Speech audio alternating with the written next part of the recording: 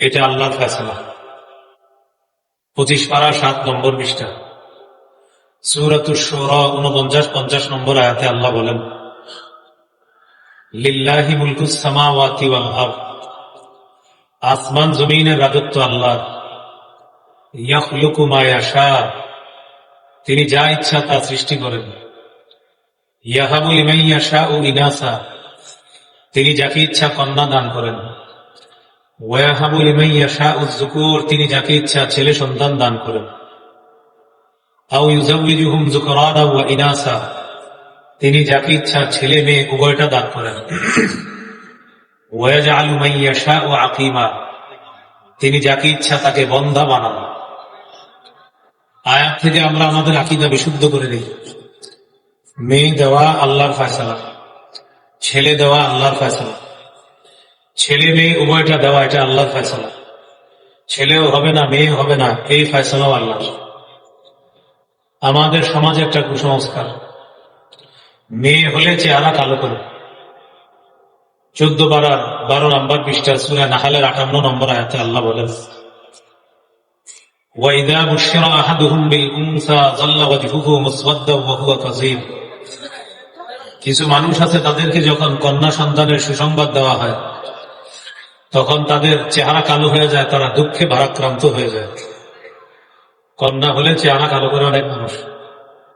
হাদিসে আছে, রাসূলুল্লাহ সাল্লাল্লাহু আলাইহি সাল্লাম বলেন, মান উলিদাত লাহু ইবনাতুন ফালাম ইয়াইদহা ওয়া লাম ইহিনহা ওয়া লাম ইউসির ওয়ালাদাহু আলাইহা ইল্লা আদখালাহু আল্লাহু বিহাল জান্নাহ।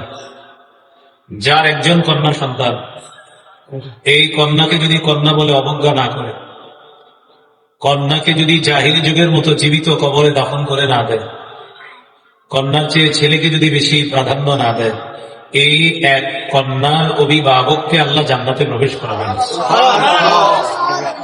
যার 2 জন কন্যা আছে, রাসূলুল্লাহ সাল্লাল্লাহু আলাইহি সাল্লাম বলেন, মান আলা জারিয়াতাইন, যার 2 জন কন্যা, কোন ব্যক্তি যদি 2 কন্যাকে লালন পালন করে, দাখালতু আনা ওয়া হুয়াল জান্নাতা কাহাতাইন, রাসূলুল্লাহ সাল্লাল্লাহু আলাইহি সাল্লাম বলেন, 2 কন্যার অভিভাবক এবং আমি এইভাবে পাশাপাশি জান্নাতে প্রবেশ করব। যার 3 জন কন্যা বা 3-এর অধিক কন্যা, রাসূলুল্লাহ সাল্লাল্লাহু আলাইহি সাল্লাম বলেন, মান কানাত লাহু সালাসু বানাত, যার 3 জন বা 3-এর বেশি কন্যা আছে, ফায়ুবিহিন্না ওয়া ইয়াকফিহিন্না ওয়া ইয়ারহামুহুন্না, কন্যাদেরকে কন্যা বলে যদি অবজ্ঞা না করে, কন্যাদেরকে যদি মায়া করে, স্নেহ করে, আদর করে, তাদের জন্য বাবা হিসাবে যথেষ্ট হয়ে যায়। ওয়াজাবাত লাহুল জান্নাহ আলবাত্তাতা, এই 3 কন্যার অভিভাবকের জন্য অবধারিতভাবে জান্নাত ওয়াজিব হয়ে যায়। তাহলে কন্যা হলে চেহারা কালো করা যাবে না, এটা আমাদের সমাজে একটা কুসংস্কার। ছেলে হোক মেয়ে হোক, প্রথম করণীয় তার কানে আযান দেওয়া। আবু দাউদ হাদিসের কিতাব 5105 নম্বর হাদিস। এই হাদিসের বর্ণনাকারী সাহাবীর নাম উবাইদুল্লাহ ইবনে আবি রাফি।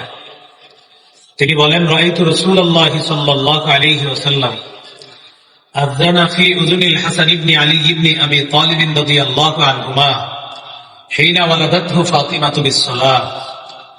যেদিন হযরত হাসান জন্মগ্রহণ করলেন, সাহাবী বলেন, আমি দেখলাম আল্লাহর রাসূল হযরতে হাসানের কানে নামাজের আজানের মতো অবিকল আজান দিতে আল্লাহর রাসূলকে আমি দেখলাম। নবীকে দেখলাম, নবী তার নাতি হযরতে হাসানের কানে নামাজের আজানের মতো আজান দিতে দেখলাম। এ হলো 1 নম্বর করণীয়, আজান দেওয়া। 2 নম্বর করণীয় তাহনিক করা। তাহনিক বলা হয় কোন আল্লাহওয়ালা বুজুর্গের মুখ থেকে খেজুর চাবানো। এই খেজুরের সামান্য অংশ নবজাতকের মুখের ভিতরে নরম তালুতে লাগায় দেওয়া। আল্লাহওয়ালা একটু থুতু তার মুখে দিয়ে দিবে। সহিহ বুখারীর বর্ণনা 3909 নম্বর হাদিস। এই হাদিসের মধ্যে আছে, আবু বকর সিদ্দিক রাদিয়াল্লাহু তাআলা আনহুর কন্যা আসমা রাদিয়াল্লাহু তাআলা আনহা, তিনি যখন তার সন্তান আব্দুল্লাহ ইবনে জুবায়েরকে প্রসব করলেন, তিনি বলেন, আমি সন্তানকে নিয়ে আমার নবীর কাছে গেলাম। ওয়াদাতুহু ফি হাজরিহি, আমার ছেলেকে আল্লাহর রাসূলের কোলে দিলাম। দাআ বিতামরা, রাসূলুল্লাহ সাল্লাল্লাহু আলাইহি ওয়াসাল্লাম খেজুর আনাইলেন, ফামাদাগাহা, খেজুর চাবাইলেন, সুম্মা তাফালা ফি ফিহি, খেজুর চাবানোর পর আব্দুল্লাহর মুখে একটু থুতু আল্লাহ রসুল দিয়ে দিলেন।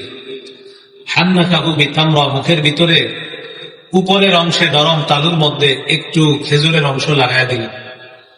হাদিসে আসছে, ফাকানা আউয়ালা শাইইন দাখালা জাওফাহু রিকু রাসূলিল্লাহ, আমার ছেলে আব্দুল্লাহর পেটে দুনিয়ার কোনো খাদ্য সর্বপ্রথম যায় নাই, আল্লাহ রসুলের থুতু মুবারক আমার ছেলের পেটে সর্বপ্রথম খাদ্য হিসাবে গেছে।